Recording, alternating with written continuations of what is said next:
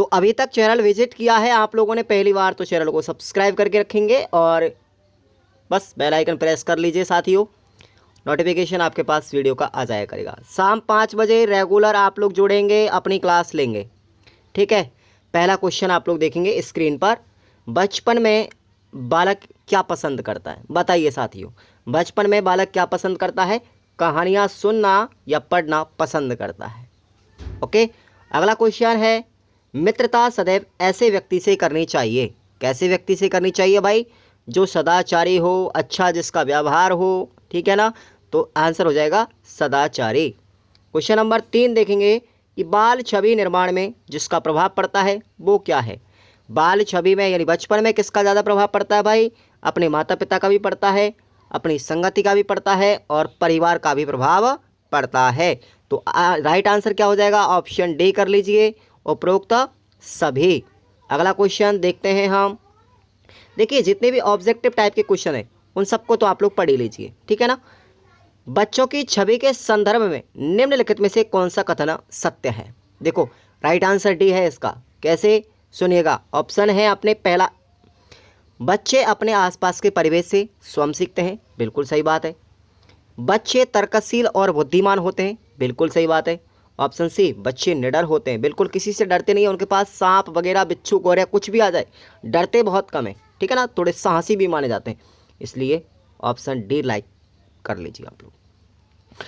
Question number 5 देखते हैं, निम्नलिखित में से कौन सी बात उचित है? बताओ जल्दी से। ऐसे क्वेश्चंस आपको समझ के आधार पर करने होते हैं। तो राइट आंसर हो जाएगा इसका, बच्चों को अनुभव करने देना और उनको स्वयं करके कुछ सीखने के लिए प्रेरित करना या उनको देना। ओके, और इम्पॉर्टेंट क्वेश्चन देखेंगे आप लोग, 2019 में आ चुका है और दोबारा भी रिवाइज हो सकते हैं ऐसे प्रश्न। गीजूबाई बधेका ने निम्न में से किसकी स्थापना की थी? बताओ जल्दी से, जल्दी से बताओ। गीजूबाई बधेका ने बाल मंदिर स्कूल की स्थापना की थी, जबकि समर हिल स्कूल की स्थापना किसने की थी? बताओ जल्दी से। ए.एस. नील ने की थी भाई। किसने की थी? ए.एस. नील ने की थी। ये क्वेश्चन भी आपको याद रखना है। समर हिल स्कूल की स्थापना ए.एस. नील के द्वारा, जबकि बाल मंदिर स्कूल की स्थापना गीजूबाई बधेका के द्वारा की गई।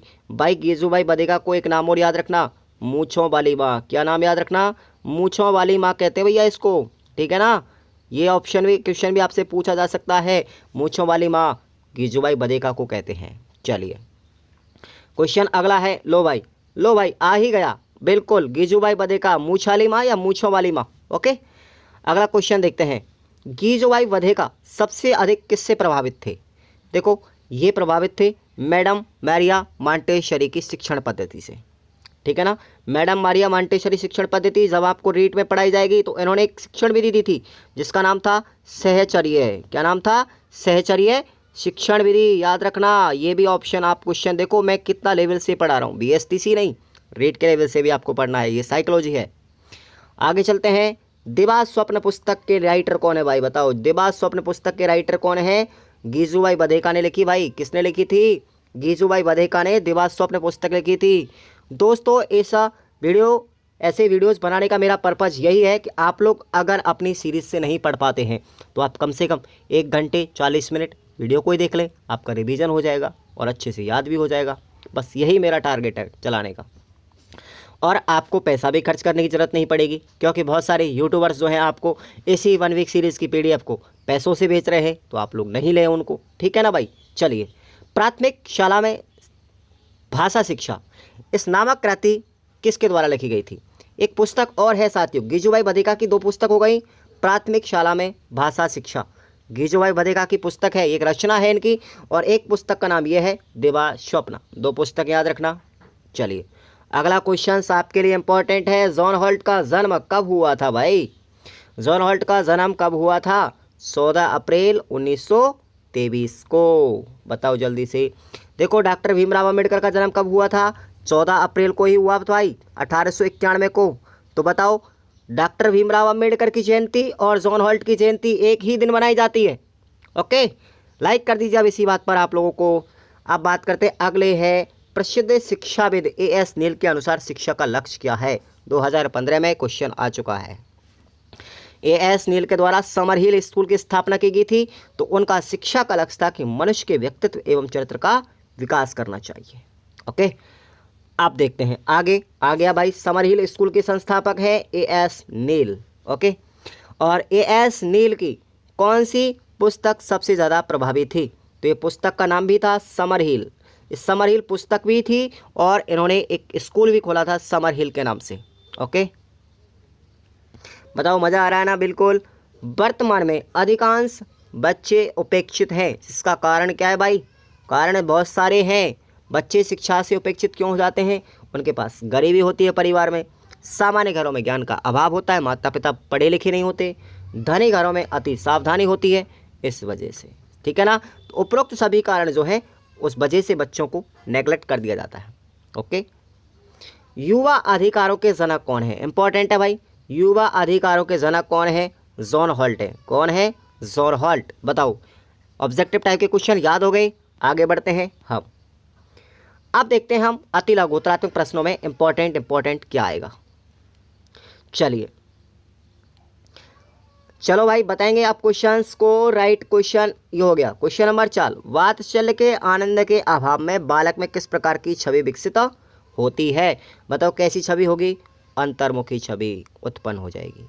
ओके, अगला क्वेश्चन है, बचपन के अनुभव किससे बनते हैं भाई? बचपन के अनुभव किससे बनते हैं? बताओ।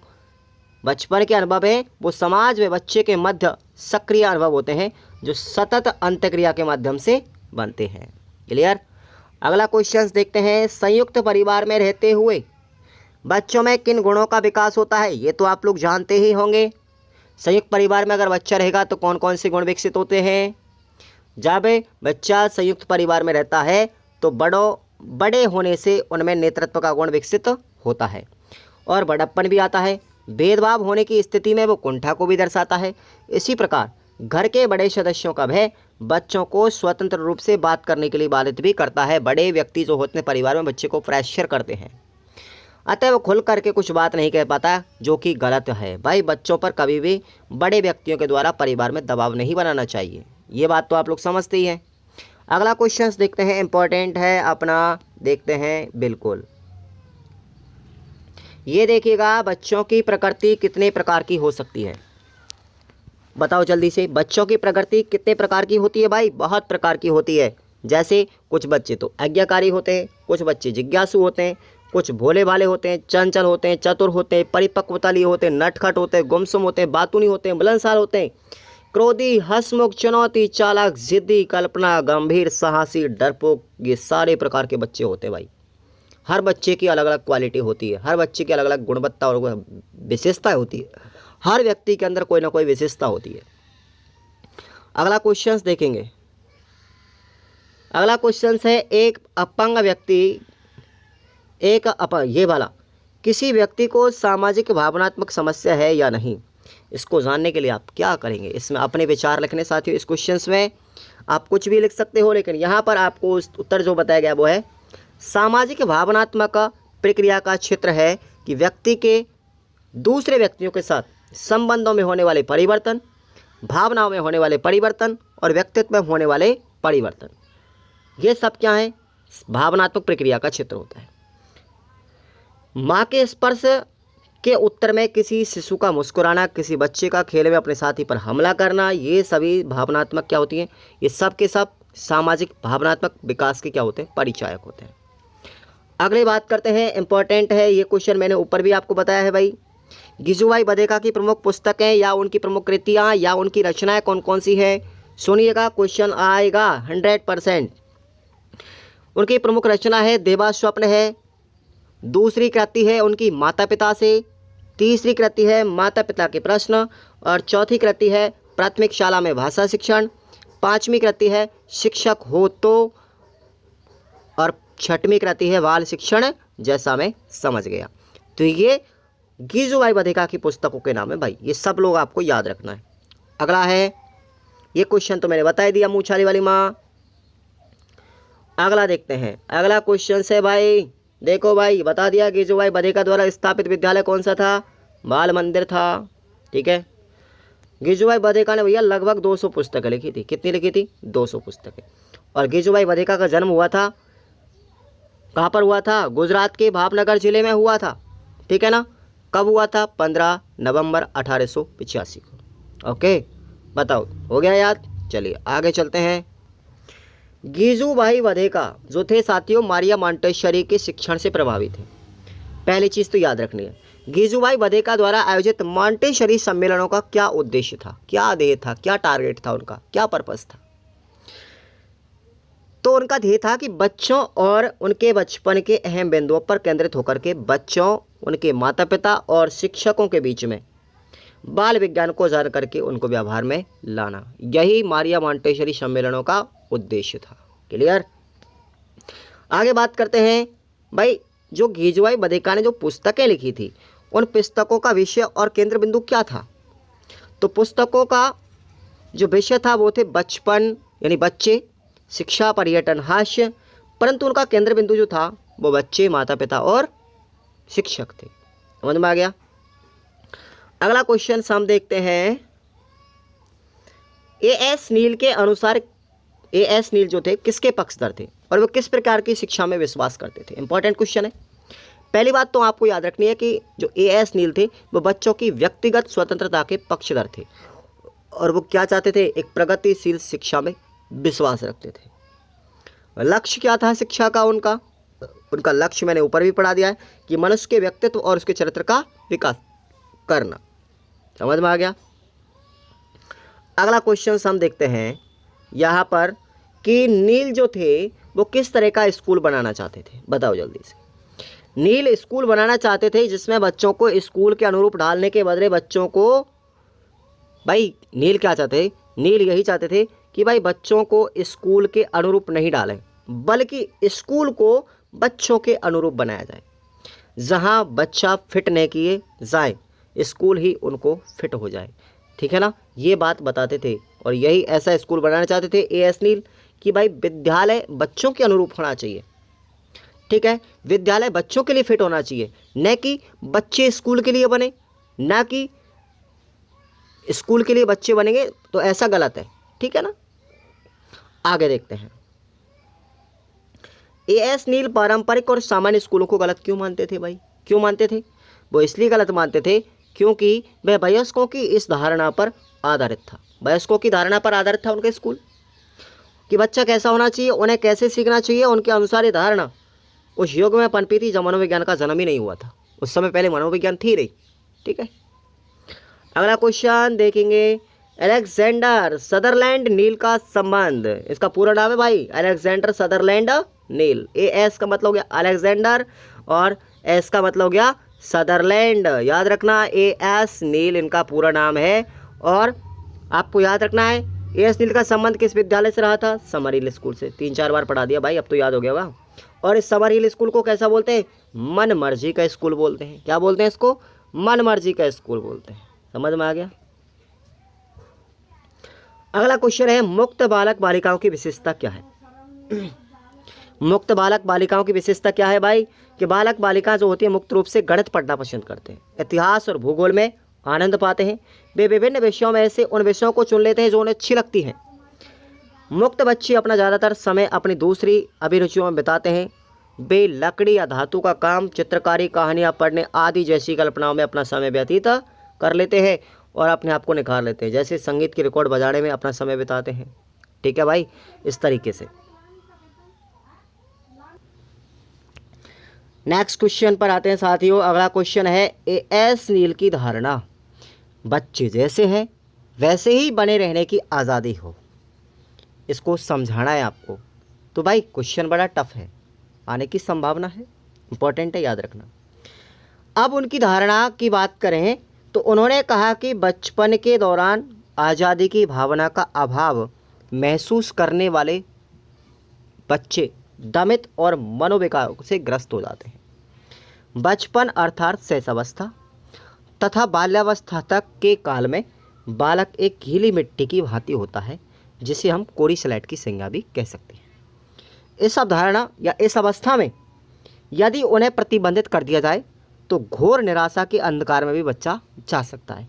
इसलिए बालक की जो भी योग्यता है, उसकी क्षमता है, उसकी रुचि हो, उसी के अनुरूप उस व्यक्ति को या बच्चे को रहने दिया जाना चाहिए। तो ये अवधारणा आपको याद करनी है। समझ में आ गया भाई। अगला क्वेश्चन है, ये क्वेश्चंस कई बार पूछा गया है कि जॉन हॉल्ट की 2 लोकप्रिय पुस्तकों के नाम बताओ जो उन्होंने 7 वर्ष के अध्ययन के बाद में लिखी थी, या कोई भी 2 पुस्तकों के नाम आप लोगों से पूछा जा सकता है और ये 2019 में क्वेश्चन आ चुका है। तो पहली पुस्तक का नाम है बच्चे असफल कैसे होते हैं और दूसरी पुस्तक का नाम है बच्चे कैसे सीखते हैं। ठीक है भाई, याद रख लेना, जॉन हॉल्ट की पुस्तक इंपॉर्टेंट है। अगला क्वेश्चन है अपना, अगला क्वेश्चन देखेंगे, बच्चों का अनुभव किस बात पर निर्भर करता है, बताओ जल्दी से। क्वेश्चन अथवा में भी दिया जा सकता है, तो इसका आंसर और इसका एक ही बात है। ठीक है भाई, बदल सकता है अपनी लैंग्वेज को। तो बच्चों का अनुभव किस बात पर निर्भर करेगा, इस बात पर निर्भर करता है कि बच्चा लड़का है या लड़की, वो किस धर्म का है, किस जाति या समुदाय का है, परिवार की आर्थिक स्थिति कैसी है, परिवार के सदस्य कितने हैं, इन सब बातों पर डिपेंड करेगा। ठीक है ना। और इन सभी कारणों से बचपन के संदर्भों में बच्चे में विभिन्नता भी पाई जाती है भाई। आ गया समझ में। अब देखो अगला क्वेश्चन है, जॉन हॉल्ट के अनुसार बच्चे असफल कैसे होते हैं। इंपॉर्टेंट क्वेश्चन है, स्टार लगा लीजिए भाई। जॉन हॉल्ट के अनुसार अधिकांश बच्चे स्कूल में फेल भी होते हैं और उनमें से ज़्यादातर बच्चे असफलता प्रकट के रूप में भी संपूर्ण होती है। असफलता प्रकट रूप से पूर्ण होते, फेल हो जाते हैं। तो स्कूलों में दाखिला लेने वाले 40% बच्चे स्कूली स्तर की शिक्षा भी पूरी नहीं कर पाते। महाविद्यालय स्तर पर जब बच्चों का दाखिला होता है तो हर 3 छात्रों में से केवल 1 छात्र अपनी पढ़ाई छोड़ देता है।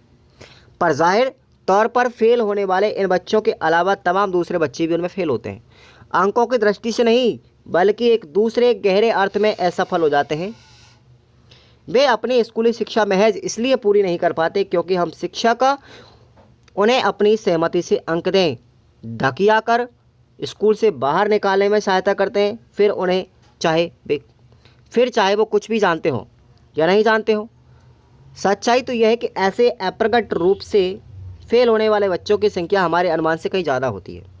अगर हम स्कूली शिक्षा का स्तर कुछ ऊपर उठा दें, जैसा कि शिक्षाविद करना चाहते हैं, तो हमें तत्काल अप्रकट रूप से फेल होने वाले बच्चों का सही संख्या में पता लग जाएगा। तो यही कारण है कि बच्चे असफल हो जाते हैं। समझ में आ गया। अगला क्वेश्चन है भाई, अगला क्वेश्चन देखो, जॉन हॉल्ट के अनुसार बच्चे भ्रमित क्यों होते हैं भाई, बताओ जल्दी से, क्यों होते हैं भ्रमित। क्योंकि उनके सिर पर अर्थहीन शब्दों का प्रपात संवेग झरने लगता है। ये शब्द बराबर उस सब का खंडन करते हैं जो बच्चों को पहले बताया गया था। और तो और बच्चे जो कुछ स्वयं अपने अनुभव से जानते हैं, उससे भी इस शब्द का प्रपात का कोई संबंध नहीं होता। यथार्थ की जो अनगढ़ सी छवि बच्चों के मन में होती है, वो उसे पूरी तरह से कटा हुआ होता है, उसको नहीं मिल पाती वो शिक्षा। ठीक है। अगला क्वेश्चन आप लोग देखेंगे, बालक में अब लघुत्तरात्मक प्रश्नों की तरफ आते हैं। देखिए साथियों, आप बात करेंगे निबंधात्मक प्रश्नों की, तो वो निबंधात्मक प्रश्न आपको नहीं पढ़ाए जा रहे। अगर आपने छोटे प्रश्नों को अच्छे से पढ़ लिया तो आप निबंधात्मक प्रश्नों को भी करके आ सकते हो। और निबंधात्मक प्रश्नों के लिए मैं आपको एक इम्पॉर्टेंट चीज़ लेकर के आ रहा हूँ। शिक्षक दिवस के दिन आप लोग तैयार रहें। बस आपके लिए वो दिन बहुत इतिहासकार रहेगा, बहुत खास रहेगा। VSTC में किसी बच्चे की बैक नहीं लगने देंगे। आप लोग तैयारी करते रहे साथ साथ में। और मैं आपको बहुत एंटीबायोटिक डोज लेकर के आ रहा हूँ, बहुत शानदार। ठीक है ना। 5 सितंबर के दिन तैयार रहे, 1 महीने पहले ही बता दिया मैंने। बालक में अंतर्मुखी छवि हम कब विकसित होने लगती है, बताओ कब विकसित होने लगती है अंतर्मुखी छवि। यदि परिवार में बालक को वात्सल्य का आनंद नहीं मिलता, माता पिता सचेत नहीं होते, दादी अच्छी कहानियाँ नहीं सुनाती, घर परिवार में कलेश रहता है, तो बालक की छवि अंतर्मुख हो जाती है। वह अकेला रहना पसंद करने लगता है, मन ही मन सोचने लगता है, हर काम में वह अपने आप को अक्षम मान लेता है, वह स्वयं का स्वतंत्र चिंतन नहीं कर पाता, निर्णय शक्ति का उसमें अभाव होता है, वह दूसरों का अनुगामी हो जाता है। ऐसे बालक काल्पनिक कहानियाँ, प्रधान चिंतन कहानियाँ, तर्कपूर्ण कहानियाँ, जीवनी कहानियाँ आदि पढ़ने लगते हैं। इस तरीके से बच्चों में अंतर्मुखी छवि विकसित हो जाती है। आ गया समझ में। अगला क्वेश्चन देखते हैं। अच्छा क्वेश्चन है इंपॉर्टेंट, विशिष्टता बच्चों को समाज में सामंजस्य स्थापित करने में कठिनाइयाँ होती हैं, समझाइए। विशिष्ट एक ऐसा अंतर्वेशित पद होता है जिसका तात्पर्य है कि कोई भी वैसे बालक से होता है जिसका निष्पादन मानक से ऊपर या नीचे इस हद तक विचलित होता है कि उसके लिए विशेष शिक्षा की आवश्यकता होती है। ऐसी श्रेणी में प्रतिभाशाली बच्चे, सृजनात्मक बच्चे, मानसिक रूप से मंद बच्चे और शारीरिक रूप से विकलांग बच्चे ऐसी स्थिति में शामिल होते हैं। क्लियर? आगे देखते हैं। अब कुछ कारण होते हैं जो अपने आप में सामंजस्य बैठाने में कठिनाई उत्पन्न करते हैं। देखो, जब किसी बालक को असाधारण बालक या विशिष्ट बालक, खास तौर से औसत से नीचे आने वाली श्रेणियों के बालक का ठप्पा लगा दिया, भाई तू तो कमज़ोर है, तू तो कमंडल है, इस तरीके से बच्चे को जब बोलते हैं ना, तो बालक में एक अनुपयुक्त संप्रत्ति विकसित हो जाता है जो उसके व्यक्तित्व के विकास को अवरुद्ध कर देता है। समझ में आ गया? अगला है, इस ढंग से नामकरण करने वाले बच्चों को उनके अन्य साथियों के साथ मजाक उड़ाया जाता है जिससे वो सामंजस्य करने में कठिनाई। भाई एक बच्चे को टारगेट बना लेते क्लास में बहुत से लोग, बहुत से बच्चे कि ये तो गधा है, ये फलाना है, ढिकाना है, उसका बैक नाम रख देते हैं, उसका मजाक उड़ाते हैं, तो बच्चा अपने आप को एडजस्टमेंट नहीं कर पाता लाइफ में, एजुकेशन में भी। ओके, मात्र इस नामकरण के आधार पर बच्चों को सामान्य कक्षा से अलग रखा जाता है जिससे उनमें अवांछित सामाजिक शील गुण विकसित होने की काफ़ी संभावना बढ़ जाती है। यानी कि अवांछित कुछ गलत प्रवृत्तियां बच्चे में जागृत हो जाती हैं, उत्पन्न हो जाती हैं, जब बच्चे को दुनिया या दूसरे बच्चे उसको हीन भावना से देखने लगते हैं। ठीक है? अगला है, विशिष्ट बालकों का विचलन इस सीमा तक होता है कि उन्हें विशेष शिक्षा देने की जरूरत पड़ जाती है। भाई विशिष्ट जो बच्चे होते हैं उनको कुछ स्पेशली क्लास भी लगाई जाती है कक्षा के अंदर, तो भी उनको गलत तरीके से देखा जाता है। अगला क्वेश्चन है, घर अथवा शाला में मंदबुद्धि बच्चों के साथ किन किन तरीकों से कार्य किया जाना चाहिए? बताओ भाई। आंसर हो जाएगा इसका, देखेंगे थोड़ा लंबा आंसर है, स्वयं की देखभाल। स्वयं की देखभाल कैसे करेगा कि मानसिक रूप से मंद बच्चों को अपनी दैनिक आवश्यकताओं के कार्यों को करना सिखाने में अधिक समय लगता है, जैसे स्वयं खाना खाना, खाना पकाना, खाना खा पाना, या फिर नहाना, तैयार होना, शौच जाना आदि घर के दैनिक आवश्यकताओं के कार्यों को करने के लिए इन बच्चों को प्रेरित करना चाहिए, मंदबुद्धि के बच्चों को। दूसरा है, सामाजिक कौशल का उनमें विकास करना चाहिए। नंबर तीसरा है, उनको आत्मनिर्देशित करना चाहिए। पाठ्यक्रम उनके अनुकूलन होना चाहिए, ये मंदबुद्धि के बच्चों के लिए। उन्हें विशेष कक्षा लगवानी चाहिए और अध्यापन की अनेक प्रकार की विधियों के द्वारा भी उन्हें शिक्षण करवाना चाहिए। अगर आपने इतना लिख दिया तो आपको कोई प्रश्न गलत नहीं करेगा। ठीक है? अगला क्वेश्चन है, अपंगों के प्रति अंधविश्वास और भय का दृष्टिकोण निरर्थक है, विवेचना कीजिए। बताओ जल्दी से क्वेश्चन, अच्छा है ना? देखो मैं कह रहा हूँ रिवीजन आपका बहुत अच्छे से होगा, टकाटक रिवीजन होगा 1 नंबर, और बस पढ़ते जाइए। 1 घंटे आप लोग अगर पढ़ ले तो ये सोच लीजिए आपने बहुत कुछ पढ़ लिया। दुर्भाग्यवश हम में से कई लोगों की अपंगों के प्रति गलत मान्यता है जिसकी वजह से उनके प्रति नकारात्मक दृष्टिकोण और भावना जन्म ले लेती है। अंधविश्वास एवं डर एक आम प्रतिक्रिया है। हम में से अब भी कई ऐसे व्यक्ति हैं जिनका विश्वास है कि अपंग व्यक्ति में कोई भूत या प्रेत आत्मा का प्रवेश होता है। बहुत से लोग सोचते हैं ना ऐसा विश्वास उन लोगों के मामले में और भी सुदृढ़ हो जाता है जो बौद्धिक कार्य क्षमता में औसत से कम होते हैं, क्योंकि वे समुचित रूप से व्यवहार नहीं करते और निरर्थक और अनाम शनाम बोलते रहते हैं। लोग बिना सोचे समझे उन्हें मूर्ख, पागल व्यक्ति, मूढ़ व्यक्ति, मंदबुद्धि व्यक्ति के नाम से पुकारते हैं।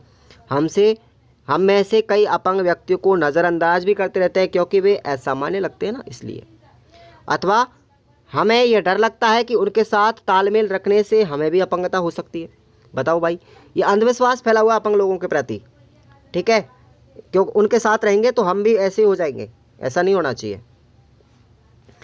अगला क्वेश्चन देखेंगे आप लोग, विशेष आवश्यकता वाले बच्चों की शिक्षा में एक स्कूल की, शिक्षक की या समाज की क्या भूमिका होती है? भाई जो विशेष आवश्यकता वाले बच्चे होते हैं उनमें एक विद्यालय, उनमें एक शिक्षक और एक समाज की क्या भूमिका होती है? तो इस क्वेश्चन पर आप लोग स्टार लगा लीजिए, इंपॉर्टेंट है। देखिए, विशिष्ट गुणों से युक्त बालक को हम विशिष्ट बालक की संज्ञा देते हैं। इन बालकों की शिक्षा में शाला, शिक्षण और समाज की भूमिका का वर्णन करते हुए निम्न प्रकार से लिखा जा सकता है। कैसे? कि भाई इनको क्या क्या आवश्यकता होगी, क्या क्या भूमिका होती है, कि शिक्षकों का व्यवहार सहानुभूतिपूर्ण होना चाहिए। पहले तो उनमें बालकों के प्रति प्रेम और उपासना का भाव होना चाहिए। शिक्षकों को असहनशील और अधीर नहीं होना चाहिए। ऐसे शिक्षक विशिष्ट बालकों को सिखाने में सफल नहीं हो पाते हैं। अभिभावक तथा शिक्षकों को चाहिए कि विशिष्ट बालकों के साथ सहानुभूतिपूर्ण व्यवहार करके उनके प्रत्येक अवस्था में प्रेम और स्नेह देकर के उत्साहित करना चाहिए। शालाओं में देशाटन या शैक्षिक भ्रमण की व्यवस्था भी करवाई जानी चाहिए। समाज सेवा की भावना का विकास करना चाहिए और शिक्षक व विद्यार्थी के बीच में विश्वास पैदा करना चाहिए। तो ये क्वेश्चंस था, अच्छा क्वेश्चंस है। याद रखना कि विशेष आवश्यकता वाले बच्चों के लिए हम क्या कर सकते हैं, जैसे कि स्कूल है, एक शिक्षक, एक समाज है। तो वीडियो को लाइक तो कर दो यार, कम से कम प्लीज़ लाइक कर दो यार। मैं आपके लिए इतना कुछ कर रहा हूँ, मैं रेट के लिए पढ़ा रहा हूँ, मैं बीएसटीसी को क्लियर करवा रहा हूँ पूरा का पूरा। तुम लोग क्या है, तुम लोगों के पास में सामग्री सीरीज वगैरह सब है, लेकिन पढ़ते नहीं। बड़े आलसी आदमी हो तुम यार, बहुत आलसी हो तुम। आलस को त्याग दो, आलस को बिल्कुल त्यागना है पूरी तरीके से, और अपने जोश और मोटिवेशन के साथ पॉजिटिव सोच रख करके अपने को तैयारी करनी है हर चीज़ को लेकर के। तो आप लोग मेरे साथ साथ देखो, मैं कोई बीएसटीसी नहीं कर रहा, मैं खुद गवर्नमेंट टीचर हूँ साथियों, लेकिन फिर भी आपके लिए मैं बीएसटीसी पढ़ा रहा हूँ। क्यों? क्योंकि आप लोगों की बैक लग जाती है। जब बैक लग जाती है, बहुत से बच्चे मुझे फ़ोन करते हैं, SMS करते हैं, मेरी बैक लग गई, मेरा बैक निकलवा दो, मैं आपको इतने पैसे दे दूँगा, इतना पैसा। ऐसा क्यों भाई? ऐसे करने से पहले आप लोग यही सोच लो ना, हमारे पास कोई जुगाड़ नहीं होता बैक वैक निकलवाने का, ठीक है ना। इसलिए आप लोग पहले ही तैयारी कर लो, मैं इतना मेहनत करवा रहा हूँ आपके लिए। तो आप लोग क्यों अपने अमूल्य समय को बर्बाद करते हो? कहते ना, गन्ने को तो नहीं दे रहे फिलहाल में, आप बाद में गुड़ की भेली को देने को तैयार हो जाते हो। इसलिए आप लोग पहले गन्ने को ही इस्तेमाल कर लो भाई, ठीक है ना। कहावत सुनी होगी आपने कि व्यक्ति गन्ना नहीं देता लेकिन गुड़ की पूरी भेली दे देता है, पूरी भेली को दे देता है। ऐसा मत कीजिए, बैक मत लगाइए, आप लोग तैयारी में जुटे रहिए। 1-2 महीने देखो, हमारा काम क्या है, पूरी साल पढ़ने का। माँ बाप ने हमको एक लक्ष्य दिया था पढ़ने के लिए, तो बस हमको पढ़ना है, इधर उधर की बातें नहीं करनी, ठीक है भाई। और मैं आपको केवल 1 ही घंटा तो पढ़ा रहा हूँ, 40 मिनट या 1 घंटा पढ़ाऊँगा ज़्यादा से ज़्यादा। आप लोग इतना सा पढ़ने में क्या दिक्कत है आपको यार, ठीक है। चलिए आगे आते हैं। अगला क्वेश्चन है आप लोगों का, बाल साहित्य की विषय सामग्री में क्या क्या होता है भाई? बाल साहित्य के लाभ भी बताने हैं आपको, बताओ। अच्छा क्वेश्चन है, बाल साहित्य की विषय सामग्री में सबसे पहले क्या क्या चीज़ आती है? जैसे अभिनय प्रधान वाले गीत आते हैं, ठीक है, पहेलियाँ, चुटकुले आते हैं, कहानियाँ, परिकथाएँ, महापुरुषों, पशु पक्षियों की चित्र में कहानियाँ आती हैं, भूत प्रेतों की कहानी आती है, जीवनियाँ, प्रेरक प्रसंग, महापुरुषों का बचपन भी आता है, देशभक्ति की कहानियाँ, देश के लिए जीवन उत्सर्ग करने वाले वीर भी, उस वीरों की कहानी आती है। तो ये बहुत सारी चीज़ें आती हैं, जैसे जोशीली बाल कविताएं, चिंतन प्रभाव कविताएं, चित्र पहचान करके उनके स्तर पर नाम लिखना, वर्णों को करना, ये चिंतन प्रभाव हो गई। शब्द पूर्ति वाले वर्ण सार्थक हमको बना देते हैं, अपूर्ण कहानी को पूरी करने के भी वाक्य दिए जाते हैं, तुक मिला करके लंबी कहानी कर देते हैं। तो इस तरीके से हमारे बहुत सी चीज़ें हो, ठीक है ना, जो हमारी सामग्री के अंदर आती हैं। बाल साहित्य की उपयुक्त विषय के संदर्भ में विचार करें तो बालकों की छवि अनेक प्रकार की हो सकती है। बाल छवि निर्माण में माता पिता, परिवार या संगीत का प्रभाव पड़ता है। पूत के पग पालने की दृष्टि से पूत की छपित बचपन में ही विकसित हो। आपने सुना होगा, कहावत सुनी होगी कि पूत के पग तो पालने में ही दिख जाते हैं, पूत के पाँव पालने में दिख जाते हैं। तो ठीक है भाई, इसका मतलब ये होगा कि बच्चा जो होता है उसके बारे में हम पूर्वानुमान कर लेते हैं कि बच्चा आगे चल के क्या बनेगा, उसको बोलते हैं पूर्वानुमान का। देखो आप लोगों ने सुना होगा, एक विकास का सिद्धांत आता है, पूर्वानुमेय सिद्धांत। हम पहले ही बता देते हैं बच्चे की दृष्टि को देख करके, उसके हाव भाव लक्षणों को देख करके बच्चा क्या कुछ बनने वाला, कहाँ तक जाएगा वाटसन के अनुसार। तो ये कहावत वहीं से बनी थी कि पूत के पग पालने में ही दिख जाते हैं। समझ में आ गया भाई? इसलिए बाल छवि भी ठीक इसी प्रकार की होती है जो आप लोग ये पढ़ रहे हैं। ओके, अच्छा अगला क्वेश्चन देखते हैं। अगला क्वेश्चन आपको इम्पोर्टेंट ही बताऊंगा, बस फालतू मैं पढ़ाऊंगा ही नहीं, क्योंकि इतना टाइम हमारे पास होता ही नहीं भाई। गीजू भाई शारीरिक व मानसिक विकास के लिए बच्चों से किस प्रकार की गतिविधियां करने का सुझाव देते हैं? बताओ किस प्रकार की गतिविधि करने का सुझाव देंगे? खेल के द्वारा शिक्षा पर बल दिया गया। स्वतंत्रता के सिद्धांत का अनुगमन करते हुए बालकों को पर्याप्त स्वतंत्रता दी जाए। बच्चों में जिज्ञासा होती है, उन्हें दबाए नहीं, उन्हें प्रस्फुटित होने दें। एवं इसके आधार पर शिक्षण को नियोजित होने दें। करके सीखने पर भी बल दिया था उन्होंने। बच्चों के मानसिक विकास को समझाने का आग्रह किया और बच्चों को स्वयं नया खेल खोजने और खेलने की अनुमति भी दी गई थी। आ गया भाई, क्वेश्चन अच्छा है। गीजू भाई के बाल मंदिर में शिक्षक की क्या विशेषताएं अपेक्षित है? क्या विशेषताएं थी बताओ भाई? कि पूर्व प्राथमिक स्तर के शिक्षक को बच्चे के चेहरे पर लिखी भाषा वाचना आना चाहिए। शिक्षक का गुण है ये। बच्चे कैसे देखते हैं, बच्चे उसे कैसे देखते हैं, कैसे उससे बात करते हैं और उससे क्या चाहते हैं, इसके लिए शिक्षक आत्म परीक्षण भी कर सकता है। जब बच्चे किसी शिक्षिका या शिक्षक को पसंद नहीं करते तो वो कहते हैं कि कुछ नहीं मगर अनमने हो जाते हैं। उनकी अस्वच्छता, उनके खेल, उनकी बातचीत और उनके कहने के या सीखने के तरीके हर प्रकार का प्रौढ़ हस्तक्षेप से भी अक्सर पसंद नहीं करते। इसलिए गीजू भाई बच्चों के लिए ऐसे बाल मंदिर की कल्पना करते थे जिसमें शिक्षक उनका मित्र हो, सखा हो और सहेली की तरह काम करे। तो ये उसकी विशेषता होनी चाहिए, ठीक है ना। इसको आप लोग PDF को मैं टेलीग्राम पर डाल दूंगा, ठीक है भाई। क्वेश्चन इंपॉर्टेंट है। गीजू भाई बधेका को बाल मंदिर की प्रेरणा कहाँ से मिली बताओ भाई?